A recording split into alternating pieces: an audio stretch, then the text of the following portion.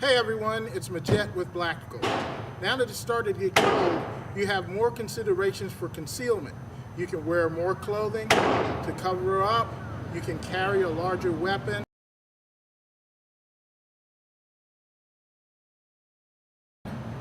It makes more options, but you're also limited as well because when it comes time to draw, your clothing can get hung up. If you're wearing gloves, it changes your feel of the gun. So you need to practice. Wearing a heavy garment, you need to make sure that you can get to your weapon as clean as possible. Sometimes it may take two hands. Sometimes it may take a violent sweeping apart and engaging. When it comes to wearing gloves, some guns are better suited than others.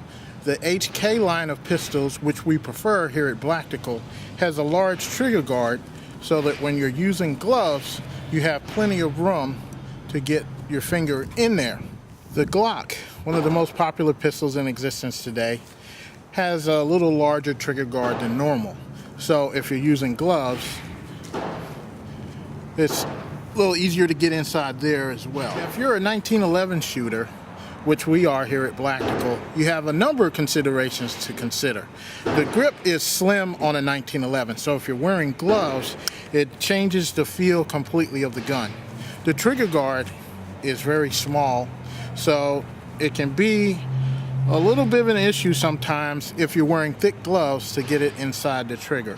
Also, since your grip has changed, your trigger contact points are going to feel different, so when you're shooting, you may shoot a little off. And that's with any gun, whether you're wearing gloves or not when you're shooting it. Your normal shooting changes once you add gloves to the mix. Another thing to consider on the Glock, the small inside the trigger, when you're wearing a glove, you have to make sure you get your finger all the way in so you can depress it. What happens, you'll get in there and you start to push it, but because you're not putting pressure on the little trigger bar, you won't be able to fire.